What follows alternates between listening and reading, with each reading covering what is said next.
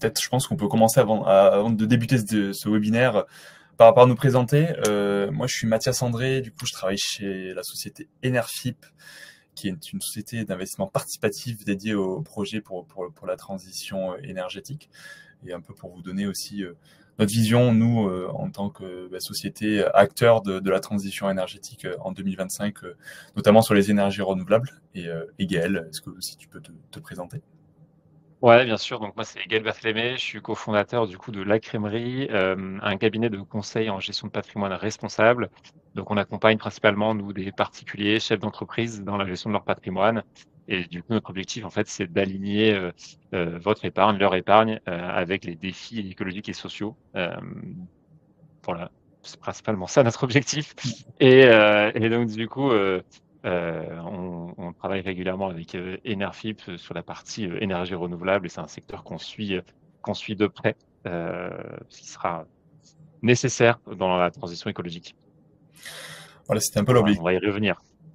On va y revenir et c'était on s'était dit début d'année avec Gaël pour nous donner un peu nos perspectives, aussi quelles ont été aussi les différentes évolutions réglementaires sur ce début d'année ou qu'on attend entre guillemets en ce début d'année sur les différentes énergies renouvelables, notamment avec l'évolution des taux. Et on aura aussi une deuxième partie, parce que Gaël, voilà, comme il me l'a présenté en tant que fondateur de la crèmerie, et sur la partie comment intégrer ces énergies renouvelables dans une gestion patrimoniale et dans un portefeuille d'investissement. Mais si on peut commencer à y aller, peut-être pour revenir sur nous, Enerfip, qui on est, pourquoi aussi on a une petite expertise aussi dans les projets d'énergie renouvelable. Il faut savoir que l'année dernière, on a fêté nos 10 ans.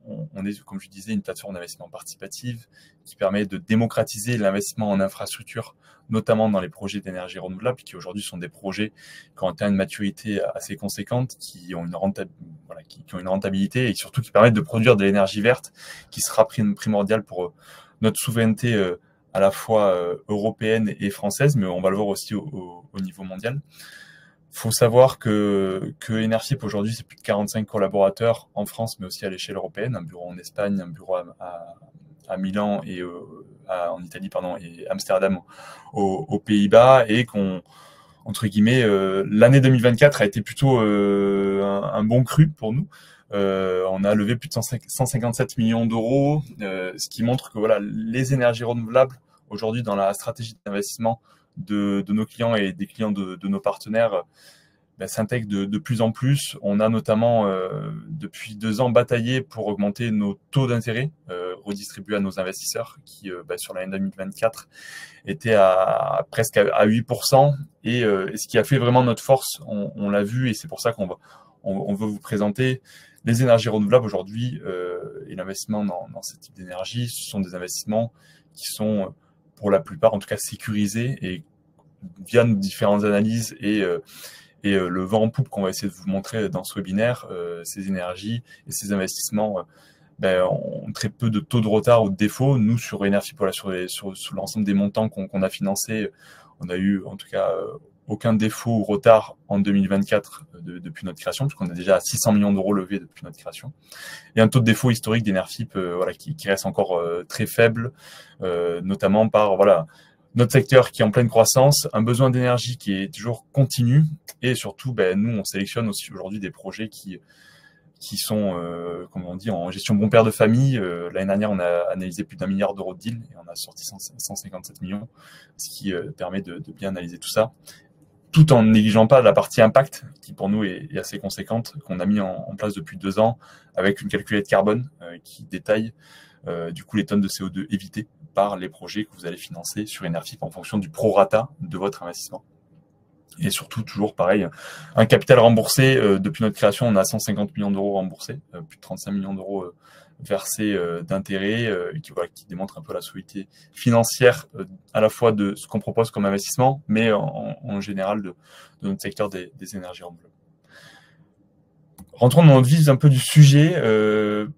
Pourquoi les énergies renouvelables, on les vend en poupe, et à quelle échelle? Peut-être Gaël, tu peux nous en dire un peu plus sur les perspectives au niveau mondial. Ouais, vas-y, je veux bien que si tu passes à la slide suivante, comme ça je vais donner un peu tout de suite les grands chiffres En fait, il y a 2-3 éléments à retenir, sur le développement des énergies renouvelables dans les années à venir. Il y a une croissance attendue qui est très importante. Donc vous voyez, pardon, à l'écran là, un graphique fait par, l'IEA, donc l'Agence internationale de l'énergie, qui détaille en fait les nouvelles capacités de production d'énergie renouvelable construites dans les différentes zones géographiques. Donc en bleu clair, vous avez, pour la période 2017-2023 et puis en bleu foncé, c'est pour 2024-2030. Donc on voit qu'il y a eu, voilà, de fortes installations en 2017-2023 et on voit que les perspectives pour 2024-2030 sont encore plus importantes et avec un acteur majeur au centre de ce jeu-là qui est la Chine. La Chine, c'est déjà aujourd'hui le premier pays qui a le plus d'installations d'énergie renouvelable. On est à plus de 1000 gigawatts installés et il prévoit en gros de tripler cette capacité-là d'ici 2030. Quand en Europe, aux États-Unis, on est plutôt autour de 250 gigawatts et on prévoit en gros, si je le fais un peu à la louche, de doubler nos capacités d'énergie renouvelable d'ici 2030. Donc, à retenir, c'est un secteur effectivement en forte croissance avec beaucoup de demandes qui est quand même principalement tiré aujourd'hui par la Chine, même si les autres régions du monde ne sont pas en reste. Voilà un peu la grande le point de vue un peu mondial qu'on peut avoir, en tout cas, en ce début 2025. En sachant que tu l'as dit, on voit au niveau mondial, on va essayer de le voir aussi du coup plus à notre niveau à nous, à l'échelle européenne et l'échelle française, en fait, de quels sont aussi nos objectifs en termes de développement du coup des énergies renouvelables, qu'on appelle aussi du coup ENR, pour les gens qui sont peut-être pas familiers avec cet acronyme.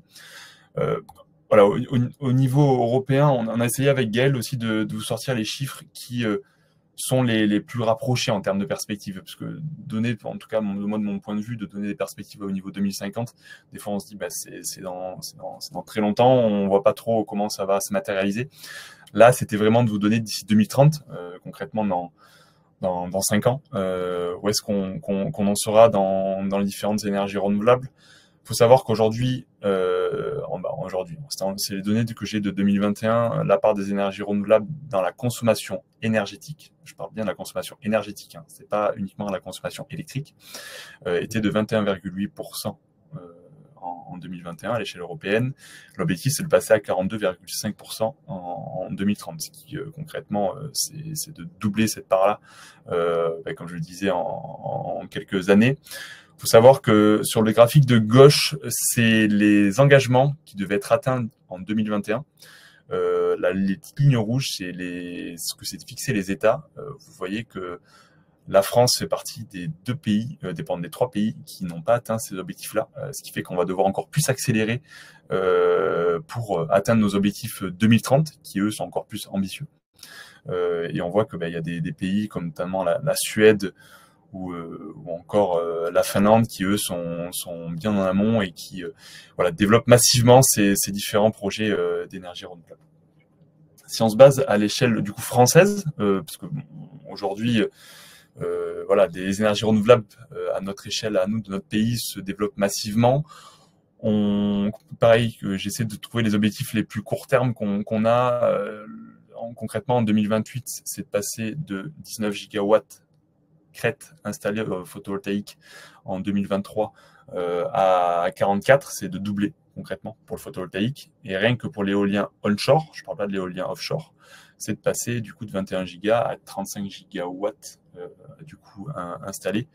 Ce qui est assez conséquent, hein, concrètement. Je ne vais pas vous le cacher, on est encore en retard à l'échelle française sur nos objectifs d'énergie renouvelable, même si on va le voir par la suite, on a des différentes réglementations qui sont arrivées pour notamment simplifier les démarches pour les parcs photovoltaïques de petite taille pour pouvoir développer tous ces objectifs.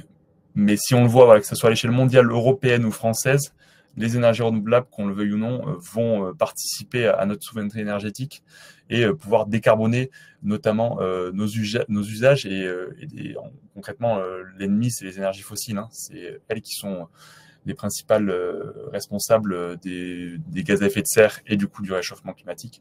Et l'électrification via les énergies renouvelables nous permettra de réduire ces émissions-là. faut savoir que sur le cadre français, les énergies renouvelables sont soutenues et sont régulées par la Commission de régulation de l'énergie, qui sont concrètement la commission qui permet d'octroyer ce qu'on appelle les appels d'offres de la Commission de régulation de l'énergie, qui permettent d'avoir des tarifs pour les porteurs de projets d'énergie renouvelable sur un temps donné. Souvent, c'est des périodes de assez long terme, pour que ces développeurs-là aient, entre guillemets, qui savent qu'ils vont pouvoir vendre à ces prix leur énergie renouvelable. Il faut savoir que la réglementation a évolué au fur et à mesure des années, notamment en 2021. Comme je le disais, la Commission de régulation de l'énergie a sorti un arrêté qui s'appelait l'arrêté S21, qui avait pour objectif de promouvoir les projets photovoltaïques de petite taille et ce qu'on appelle les projets en ombrière, en hangar. L'idée, c'est que sur des bâtiments qui sont inexploités où des panneaux photovoltaïques puissent être installés, les projets inférieurs à 500 kW crête installés ne seraient pas obligés de passer par ce qu'on appelle les appels d'offres de la Commission de régulation de l'énergie, qui sont des appels d'offres assez contraignants et assez longs pour les développeurs, et qui puissent avoir un tarif qui soit défini à l'avance selon la taille de l'exploitation, tout en respectant des contraintes, c'est-à-dire que le bilan carbone du parc doit être inférieur à 500 kg de CO2, équivalent CO2 par kilowatt crête installé, pour les installations de plus de 100 kW, ce qui permet d'avoir un cadre qui est assez simple pour les développeurs de projets, sur des bâtiments, entre guillemets, des hangars qui aujourd'hui sont des installations qui sont peu exploitées et qui sont vraiment propices pour installer des panneaux photovoltaïques, tout en ayant des avantages pour le développeur de projet, parce que c'est des tarifs sur 20 ans qui sont signés, qui leur permettent de bien lisser leur trésorerie et leurs flux de capitaux qu'ils vont pouvoir recevoir. Et comme je le disais, d'éviter du coup ces appels d'offres de la Commission de régulation de l'énergie qui sont aujourd'hui assez conséquents pour eux dans leur développement. Il faut savoir que nous, sur Enerfip, ces appels d'offres nous ont permis de structurer des offres de financement pour nos différents porteurs de projets. Parce que comme c'est des projets on sait qu'ils vont avoir des flux de trésorerie sur 20 ans, on est plutôt capable de monter des business plans assez bien structurés et de financer ces projets-là. Je prends un exemple d'une levée de fonds qu'on a sortie en décembre dernier, qui était pour un projet Astérion, pour la société Orient Énergie, qui est un développeur qui est créé depuis 2009, qui se développe massivement avec un bel acteur français. Et concrètement, là, on a financé, comme je dis, pas un parc en particulier, mais en tout 93 projets photovoltaïques qui bénéficiaient tous de ce qu'on appelle le S21, du coup, qui étaient des projets en toiture et qui bénéficiaient de ce tarif-là. Comme je dis, c'est des petits projets, 500 kW crête. C'est des petits projets, mais qui ont un sens et qui permettent de vraiment développer ces projets-là à petite échelle. Et on avait financé dans tout 5 millions d'euros, avec quand même, comme je dis, une rentabilité qui est assez conséquente pour nos investisseurs, parce que les projets étaient déjà mis en service et on avait du coup une maturité sur 4 ans avec un taux à 7,5%, sachant qu'on avait quand même aussi un nantissement du coup des actifs qui permettait que si demain le porteur de projet venait à ne pas nous rembourser, que les investisseurs d'Enerfip deviendraient propriétaires de ces parcs-là à 49% et pourraient, entre guillemets, être revendus pour les rembourser. Sur les évolutions sur l'année 2024-2025, on va pas se le cacher, on attendait un arrêté du coup S24 en décembre, qui, comme vous le savez, avec la conjoncture politique, a pris du retard. Celui-ci, comme le S21, il aurait dû être assez novateur et permettre là, pas uniquement de développer les projets, entre guillemets, en toiture, mais aussi les projets de centrales au sol et toujours pareil, des petites tailles. Parce qu'aujourd'hui, installer des projets, entre guillemets, assez conséquents, il peut y avoir de la contestation sociale, mais des projets, entre guillemets, inférieurs à 1 mégawatt crête installée, ça a pleinement du sens pour les installer au sol. Et dans le même mécanisme du S21, de pouvoir pas être obligé pour le porteur de projet de passer par les appels d'offres de la Commission de régulation de l'énergie, d'avoir un tarif sur 20 ans. Et nous, on anticipe que ça va sortir en début 2025 et qu'on va pouvoir structurer des offres de financement pour nos développeurs de projets et d'avoir, comme on a pu l'avoir pour le S21, des projets qui sont bien structurés, avoir des tarifs sur du long terme et du coup des flux de trésorerie qui sont assez conséquents et qui permettent de rembourser les différents investisseurs d'Enerfip. Voilà un peu sur la partie énergie renouvelable, qu'est-ce qu'on attend. Nous aussi, en termes d'Enerfip, ce qui est conséquent, et comme je le disais depuis 2 ans, on a fortement augmenté les taux d'intérêt pour nos investisseurs. Historiquement, on était plus entre 5 et 6% sur nos obligations. Aujourd'hui, on est minimum à 7% à peu près sur nos obligations. On en va jusqu'à 9,5% selon les différents types de projets. Sur l'année 2025, bon, je pense que vous en êtes au courant aussi, l'inflation se diminuant, que ce soit la Fed aux États-Unis qui devrait réduire à peu près de 2 fois 50 points de base ses taux directeurs. Alors, c'est très très dur de prévoir qu'est-ce qui va se passer. Faut vraiment prendre avec des pincettes ce qu'on vous dit aujourd'hui, à la fois sur les différents investissements qu'on comporte, parce que tout investissement comporte des risques sur ce qu'on vous propose, mais aussi sur les prévisions qu'on a. Mais en tout cas, on est assez sûr que ce soit la Fed ou la BCE va baisser ses taux. Après, jusqu'à où, on n'en a aucune idée. Mais on pense que sur l'année 2025, notamment les taux de la BCE devraient baisser jusqu'à 2%. Et ce qui fait que nous, on va privilégier sur ce début d'année 2025 des maturités plutôt moyen long terme, ce qui sont des projets pour nous entre 3 et 4 ans. Parce que concrètement, potentiellement, en fin d'année 2025, on sera obligé de baisser nos taux pour rester concurrentiel pour nos développeurs de projets d'énergie renouvelable. Et voilà ce qu'on anticipe sur ce début d'année pour Enerfip et à la fois le secteur des énergies renouvelables.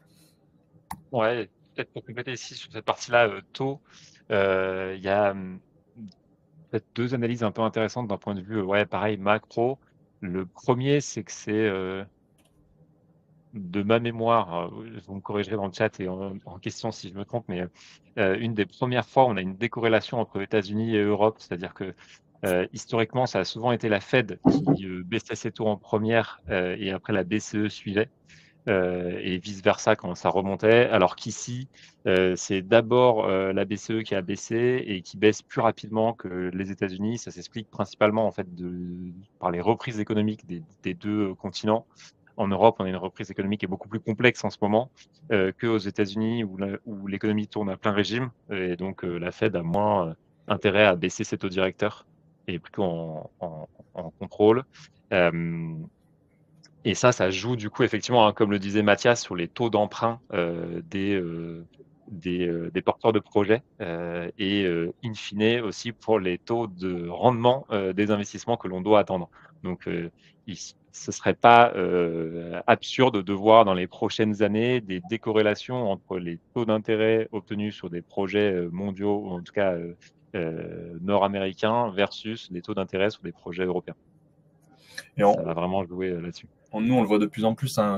Sur l'année 2024, nos placements court terme ont été les plus privilégiés par nos clients, parce que la conjoncture est évoluant un peu dans tous les sens. On sait que les placements à 1 an et demi, 2 ans et demi ont été plutôt privilégiés. Là, on le voit depuis cette fin d'année. Nos investisseurs qui anticipent vraiment cette augmentation, et les placements plutôt 3 ans, 4 ans, même 5 ans, ou qui partaient très peu il y a quelques temps, là, commencent à être souscrits par nos clients, parce qu'ils anticipent cette baisse-là, et que nous, pour l'instant, on n'a pas concrètement dans les différents deals qu'on a signés récemment, ça n'a pas été impacté, mais on le voit dans les négociations qu'on a actuellement. C'est une question qu'on a avec différents développeurs d'énergie renouvelable. Sur le financement de projet d'un projet d'énergie renouvelable, peut-être pour récapituler comment ça se passe, parce que c'est vrai qu'on on est rentré du coup dans notre analyse un peu macro et micro, mais il faut savoir que un projet d'énergie renouvelable, il y a différentes phases. La première phase, c'est la phase de développement. Concrètement, pour un projet photovoltaïque et éolien, il y a toutes les phases de prospection, d'études, d'autorisation, d'instruction, qui sont les phases qui aujourd'hui, pour un projet photovoltaïque, ça va varier en termes de temps, mais voilà, ces 3 phases pour un projet photovoltaïque, c'est à peu près entre 4 et 5 ans. Pour un projet éolien, ça va être plus long, ça va être plutôt 10 ans, en fonction des différents projets. Faut savoir que c'est un cas français. Par exemple, on étudie des projets au Portugal, c'est 2 fois moins de temps. C'est 3 ans pour sortir un projet photovoltaïque, et pour un projet éolien, c'est 6 ans. C'est beaucoup moins long, mais en tout cas, pour un projet d'énergie renouvelable, la phase de développement et la phase aujourd'hui la plus, entre guillemets, là où il y a le plus de risques, parce que il faut obtenir les autorisations, le raccordement au réseau de son projet. Nous, on va intervenir énergie plus dans la fin de phase de développement, c'est-à-dire de financer des portefeuilles globaux pour aussi diminuer le risque de ces projets-là. C'est-à-dire qu'on ne va pas financer un projet en particulier, parce que si celui-ci venait à faire défaut, tout l'investissement du client serait en défaut. Mais c'est plus de financer un portefeuille de nombreux projets, que si un projet venait à faire défaut, le porteur de projet s'engage à ce qu'on appelle la clause d'arrosage, c'est-à-dire à remplacer le projet par un autre d'une valeur équivalente, et ce qui permet de vraiment équilibrer les portefeuilles pour financer tout ça. On a après ce qu'on appelle la phase de construction, c'est qu'une fois que les projets sont en fin de phase de développement, ils atteignent le stade ce qu'on appelle RTB, Ready to Build, ou prêt à construire en français. Et là, la banque n'est pas encore là. Le financement senior bancaire n'est pas encore là. Il met souvent un peu de temps à arriver, ça met entre 1 an et 2 ans. Et c'est là où nous, on va faire ce qu'on appelle le financement bridge, c'est-à-dire faire le pont entre le début des travaux, qui est très capitalistique pour le développeur de projet, pour financer ses panneaux, ses onduleurs, toute cette manœuvre-là, qui est assez coûteuse, et faire le pont, comme je dis, avec l'arrivée de la dette bancaire qui viendra rembourser les investisseurs d'énergie. Et la dernière phase qui aujourd'hui est plutôt bien privilégiée par nos investisseurs, c'était la phase d'exploitation, qui aujourd'hui, c'est des parcs qui sont construits, qui, comme la dette bancaire est déjà arrivée. Et c'est de dire aujourd'hui, un projet d'énergie renouvelable, 80% c'est de la dette bancaire qui est financée, et 20% c'est des fonds propres qui sont demandés d'être apportés par le développeur de projet. Sauf qu'un développeur, son objectif, c'est toujours de garder le maximum de cash pour pouvoir développer un maximum de projets. Et ce qui fait que nous, on va financer à peu près 10% par exemple des capex du projet, c'est-à-dire des coûts totaux du projet, qui vont lui permettre de vraiment lui permettre de garder le maximum de trésorerie. Comme le projet déjà en exploitation a déjà des flux de trésorerie qui vont nous permettre de nous rembourser sur une maturité un peu plus long terme, on est sur du 4 ans, et des taux qui sont assez intéressants, et surtout que le projet, comme je dis, il est déjà construit, et du coup les risques sont beaucoup plus faibles que ce qu'on peut avoir dans d'autres phases. Voilà un peu sur une vision de, entre guillemets, qu'est-ce qu'on voit du marché, comment ça évolue, comment les projets se financent. Et peut-être Gaël va vous dire un peu plus comment intégrer ça dans une stratégie patrimoniale. Ouais, du coup, on a vu effectivement voilà, la partie un peu macro des perspectives qu'on anticipe effectivement sur les énergies renouvelables. Et maintenant, on va s'intéresser un peu au comment. Donc, peut-être avant d'aller sur les différentes stratégies qui existent, je vais vous faire un petit rappel sur les éléments que je vais vous transmettre. Mathias, si tu veux bien passer la slide juste après, pardon. En gros, toutes les informations que je vais vous présenter ici, ce n'est pas des conseils en investissement, c'est uniquement voilà, à destination pédagogique. Aujourd'hui, on n'est pas dans un cadre de conseil. Elles peuvent, donc ces stratégies, elles peuvent ne pas du tout être adaptées à votre profil. Tous les investissements dont je vais parler après, dont on a déjà parlé, que ça soit dans des actifs cotés ou non cotés, comportent des risques, notamment des risques de perte partielle ou totale en capital, et ainsi que des risques d'illiquidité. Donc c'est à prendre avec au juste niveau, et puis surtout, voilà, on l'a dit avec Mathias, on n'a pas de boule de cristal. Les performances passées ne constituent pas des garanties des performances futures. Donc enfin voilà, très difficile d'anticiper les rendements. On peut savoir ce qui s'est passé avant, on peut avoir des idées de ce qui pourrait se passer après, mais rien n'est jamais garanti. Donc, en tout cas, si jamais voilà, vous voulez avoir des conseils sur ce genre d'investissement, eh bien, nos portes à la crèmerie sont ouvertes. Vous avez aussi d'autres conseillers d'investissement qui peuvent vous aider sur ce genre de sujet. Voilà. Ceci étant dit, allons sur le comment. Et la première stratégie que je voulais vous proposer, c'est une stratégie assez classique. Aujourd'hui, en fait, dans le secteur des ENR, donc des énergies renouvelables, c'est assez facile d'investir sur ce secteur via la bourse. En fait, vous avez toute une série d'acteurs du secteur qui sont cotés, que ça soit du côté des fabricants, que ça soit du côté des producteurs, ou même des entreprises plutôt liées à l'ingénierie sur ce genre de projet. Donc en gros, un peu toute la chaîne de valeur est représentée aujourd'hui en bourse. Donc c'est accessible via différentes enveloppes, que ce soit des plans épargne action, des assurances vie, des comptes titres, etc.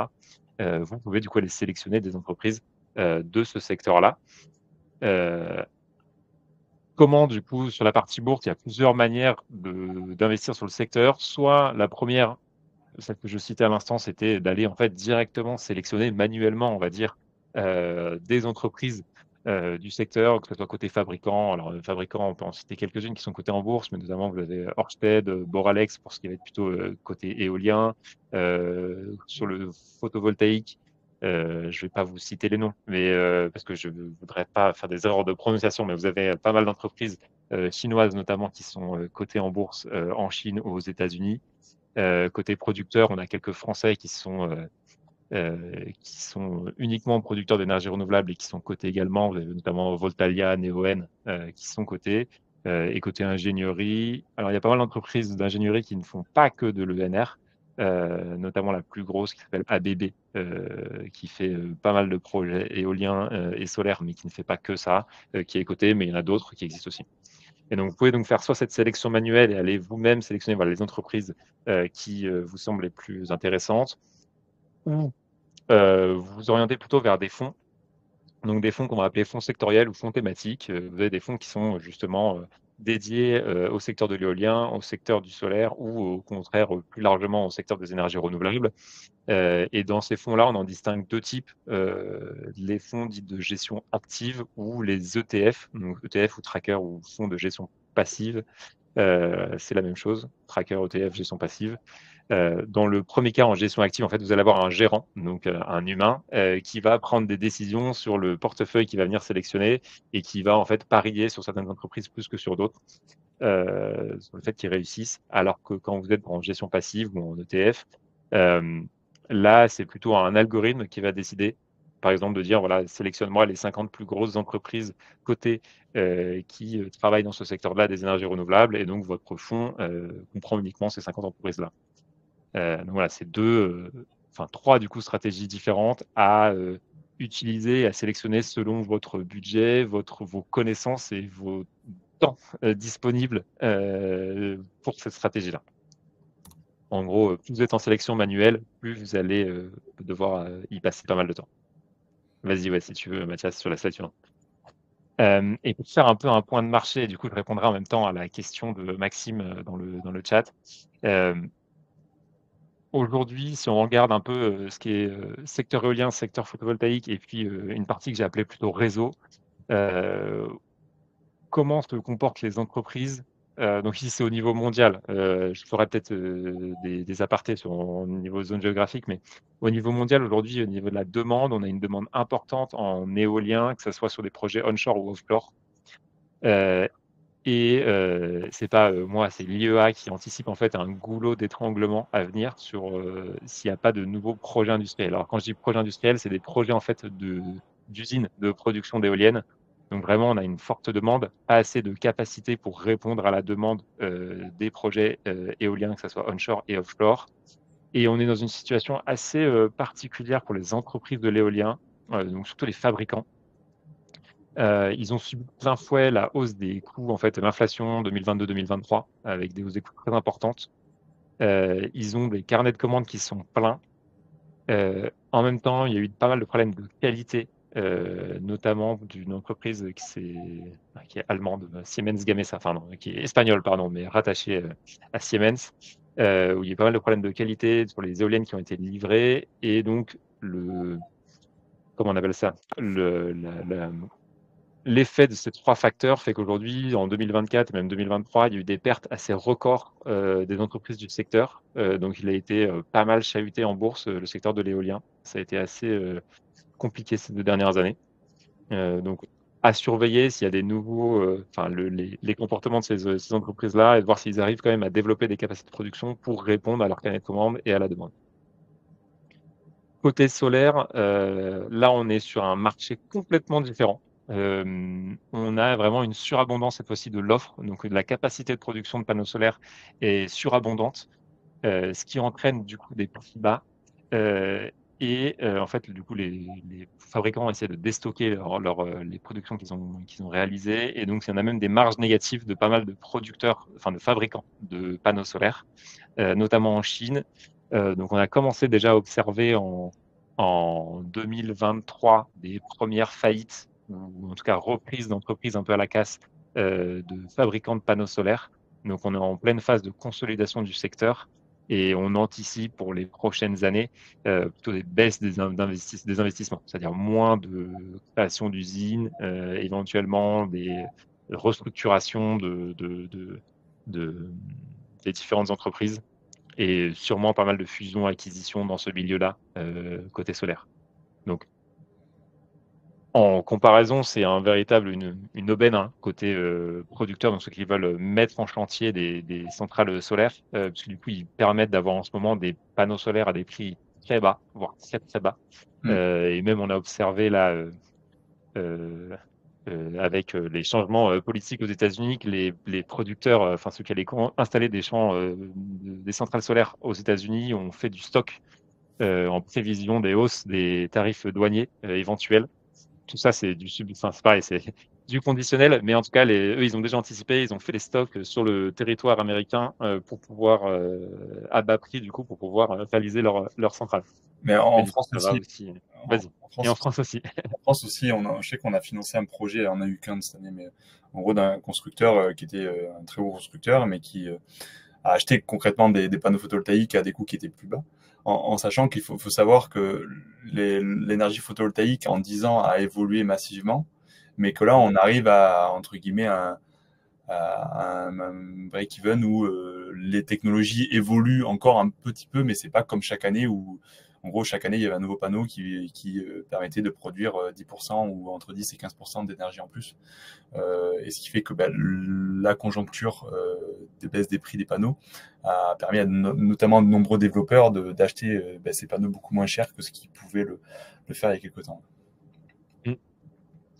Et ouais, du coup, ça, c'était sur la partie solaire. Et pour terminer sur la partie réseau, et du coup, je vais répondre en même temps à la question de Maxime. En gros, aujourd'hui, le réseau, donc l'infrastructure, en gros, vous pensez câble électrique, l'infrastructure du réseau, c'est le point faible aujourd'hui du développement des énergies renouvelables, à plusieurs titres. En fait, bon, on le sait, hein, les énergies renouvelables, que ce soit éolien et solaire, sont des énergies intermittentes et donc ne se comportent pas de la même manière que des centrales à gaz, des centrales nucléaires sur le réseau. Il y a donc des problématiques de stockage. Mais au-delà de ça, vous avez aussi une problématique de schéma de réseau. C'est-à-dire, typiquement en France, le réseau électrique s'est construit en fait autour des centrales nucléaires. Donc, vous avez 58 réacteurs en France. Tout le réseau électrique est construit principalement sur ces centrales-là. Et donc aujourd'hui, quand vous voulez développer des multitudes, des milliers en fait de centrales solaires, éoliennes, etc.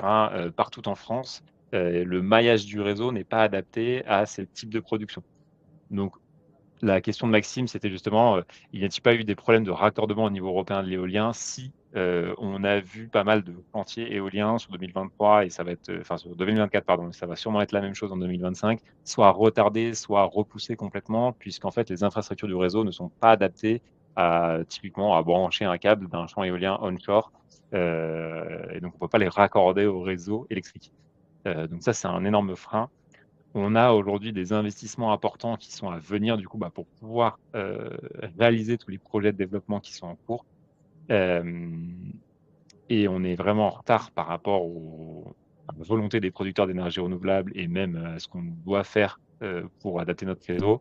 Et donc aujourd'hui, il y a effectivement, éventuellement, peut-être, je mets beaucoup de guillemets parce que pareil, on ne peut pas prédire l'avenir, mais en tout cas, on voit que les entreprises qui travaillent sur la partie réseau électrique ont des carnets de commandes pleins, ont une capacité en tout cas à aller chercher des nouveaux marchés, que ça soit sur la partie câble pur, vraiment déroulé du câble électrique, et également sur la partie stockage pour justement pallier à ces sujets d'intermittence.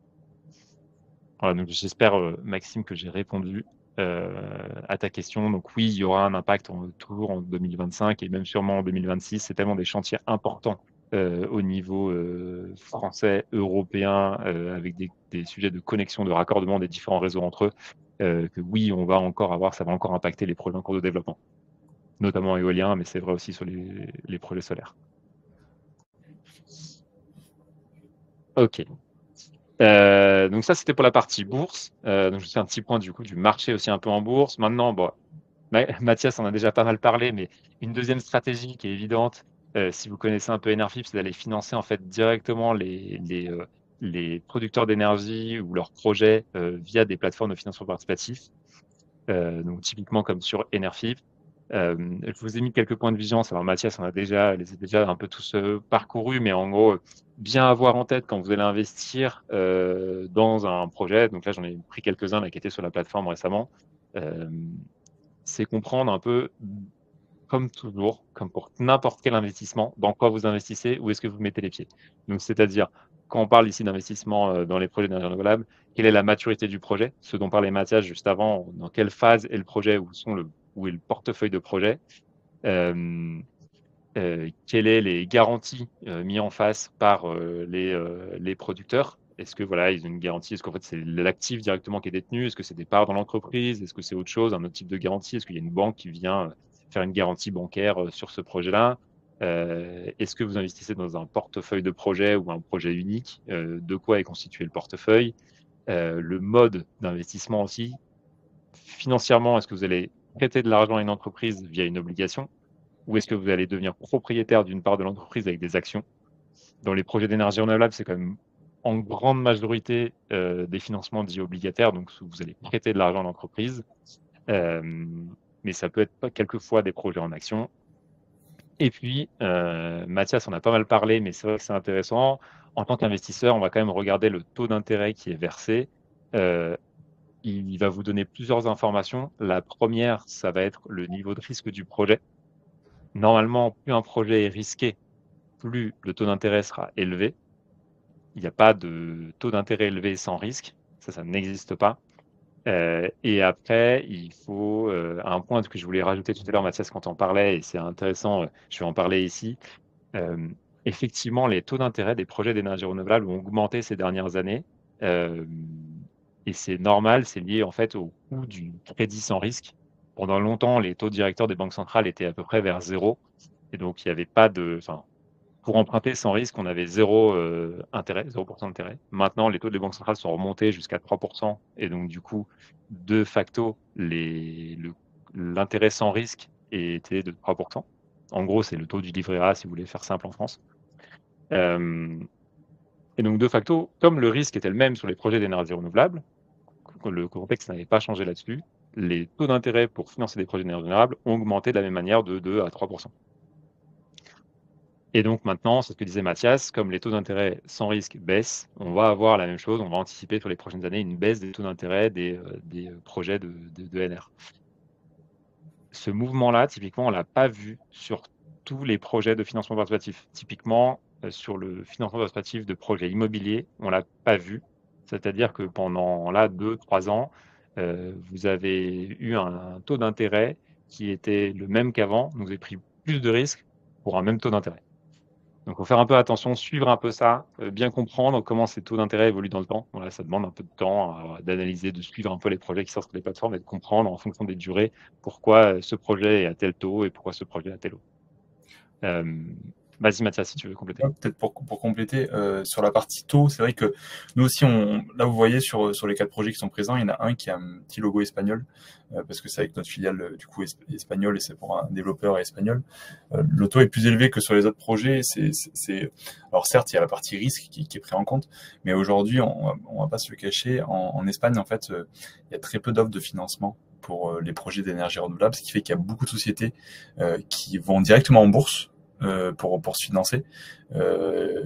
Et en fait, nous, on est arrivé avec une nouvelle offre du coup d'obligations et du coup de non dilutif qui leur plaît bien, et ce qui fait qu'on arrive notamment avec le taux sans risque qui est en Espagne, alors là c'est en train de changer, mais qui était un peu plus élevé qu'en France, ce qui fait que on le prenait en compte dans notre analyse, ce qui fait qu'un projet avec le même risque en France ou en Espagne, le projet espagnol aura un taux plus élevé, et ce qui fait aussi de la négociation avec les porteurs de projets qui pour nous permet de sortir des taux qui sont un peu plus attrayants que ce qu'on peut avoir des fois sur des projets français où oui, on est en concurrence avec d'autres plateformes et d'autres fonds d'investissement aussi de temps en temps.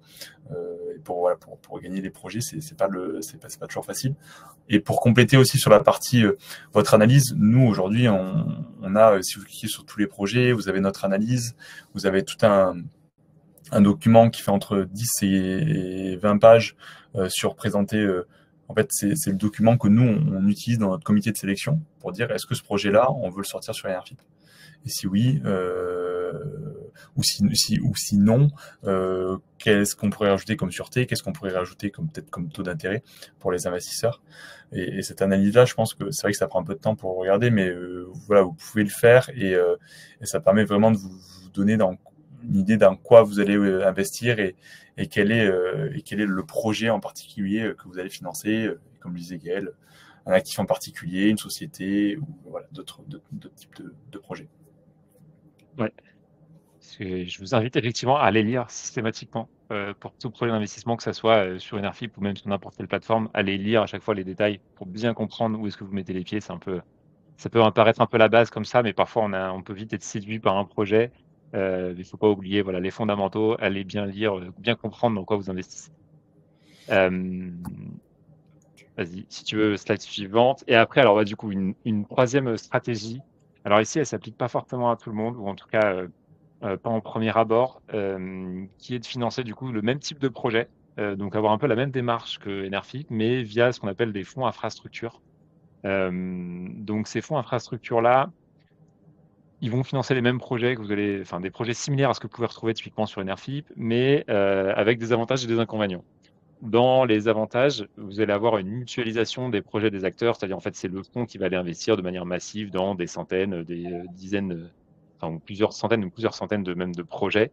Et donc vous n'avez pas vous de sélection des projets à faire, c'est l'équipe de gestion du fonds qui va venir justement faire cette analyse-là et s'assurer que les projets dans lesquels ils investissent correspondent bien à vos critères d'investissement. Éventuellement, en fonction des fonds d'infrastructure, vous aurez aussi accès à des projets qu'on appelle dans le jargon off-market, c'est-à-dire en dehors du marché, non accessible pour les investisseurs particuliers classiques. Typiquement, dans des projets d'infrastructure, qu'est-ce que vous pouvez avoir soit des projets d'énergie renouvelable que vous ne verrez pas sur les plateformes, soit même des projets alors, hors énergie renouvelable, typiquement des financements d'hôpitaux, des choses comme ça, qui sont pas, que vous ne retrouverez pas autrement ailleurs. S'il y a des dirigeants qui nous écoutent, sachez que sur des fonds d'infrastructure, il y en a quelques-uns qui proposent aussi le pré-emploi de cession. C'est un dispositif fiscal un peu particulier, car si vous êtes amené à céder votre entreprise, en tout cas, voilà, c'est possible de le faire via des fonds infrastructure. Et donc, c'est intéressant de pouvoir flécher l'argent issu de votre cession vers les énergies renouvelables. Dans la partie inconvénient, généralement, ces fonds infrastructure-là sont plutôt réservés à des personnes fortunées avec des minimums d'investissement élevés. On parle de 100 000 euros. Et surtout, vous vous engagez, quand vous investissez dans ce fonds-là, vous bloquez votre argent pour une durée entre 8 et 12 ans, généralement. Donc, c'est des durées assez longues. Donc, il faut avoir les reins assez solides pour pouvoir bloquer 100 000 euros pendant 10 ans. Donc, c'est pour ça que je disais que c'est pas réservé, enfin, c'est pas pour tout le monde. Et puis, vous avez des frais également qui sont un peu plus importants dans le fonds.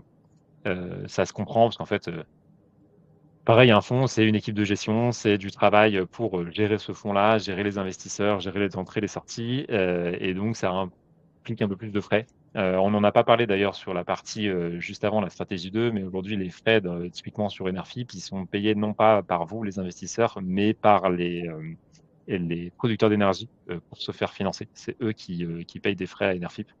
Alors que là, via un fonds d'infrastructure, il y a quand même des frais de fonds, pardon, à payer. Donc plutôt à destination des personnes fortunées, cette troisième stratégie. Mais je ne connais pas l'auditoire, donc je me dis que ça peut intéresser peut-être quelques-uns. Je ne sais pas si Mathias, tu veux rajouter quelque chose sur la partie fonds. Non, mais c'est vrai que nous, on a une société de gestion aussi qui s'appelle Enerfip Gestion, qui a et on a lancé notre FPCI, qu'on va réaliser le premier closing là, sur ce T1 2025.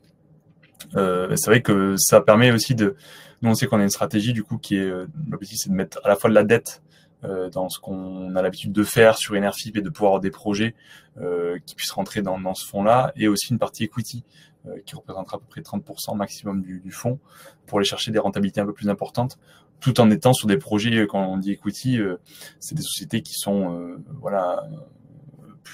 qui ont vraiment atteint leur stade de maturité, qui sont des sociétés rentables. On va pas aller chercher des multiples de fois 15, mais par contre des rentabilités qui peuvent être aussi intéressantes pour notre investisseur. Mais comme tu dis, c'est un fonds professionnel de capital investissement.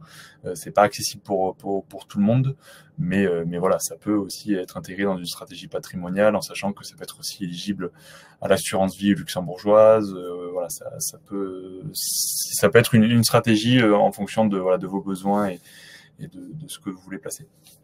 Ouais, exactement. Et c'est un bon complément, tu viens de le dire.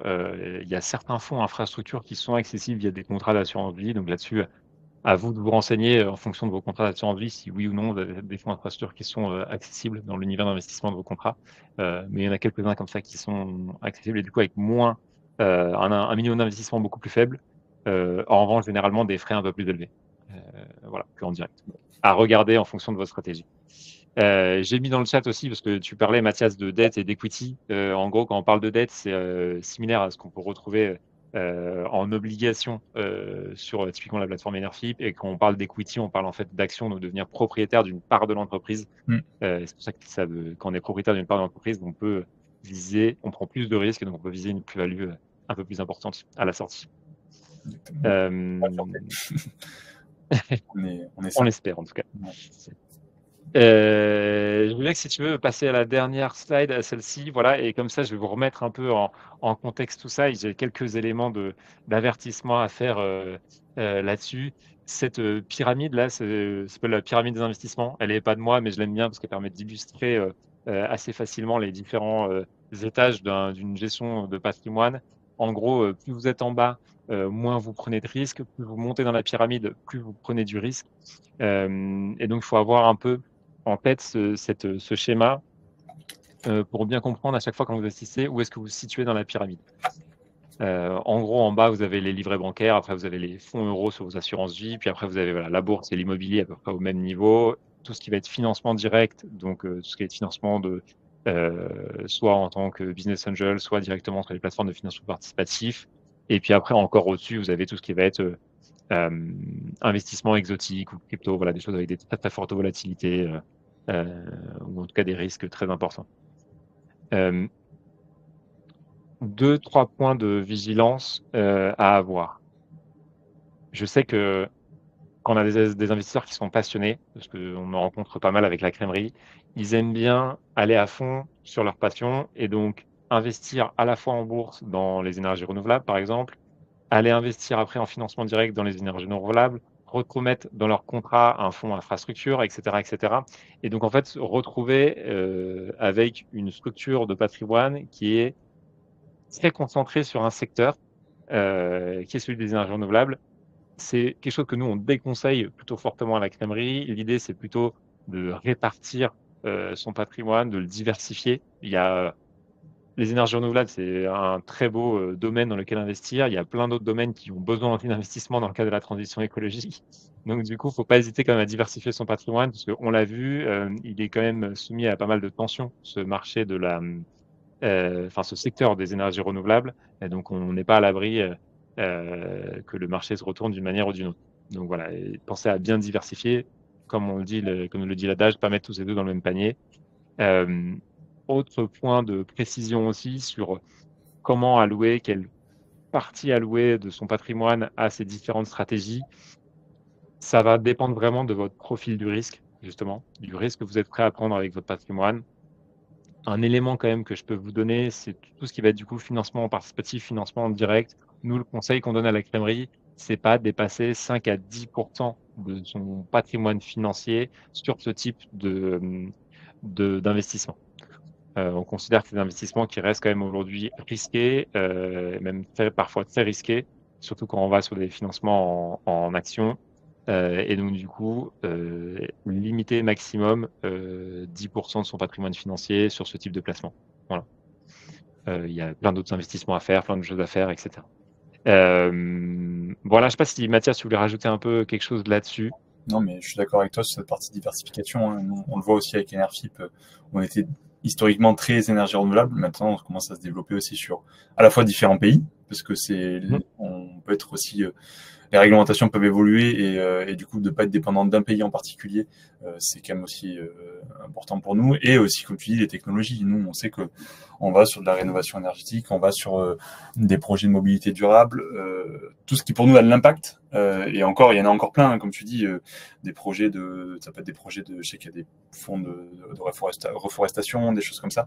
Ils peuvent être aussi une gestion bon père de famille et toujours pareil. non, ça, je pense que tu connais encore mieux que moi, mais voilà, la dimension impact, en tout cas, peut s'allier avec diversification de son portefeuille et aussi, du coup, une rentabilité sur du long terme sur ces actifs. Ouais, exactement. Exactement ça, bien diversifié. Alors on a listé pas mal d'éléments de diversification, hein, que ce soit le secteur, la géographie, le type d'investissement, la forme aussi que ça peut prendre, enfin l'enveloppe dans laquelle on va mettre ça, et cetera, et cetera.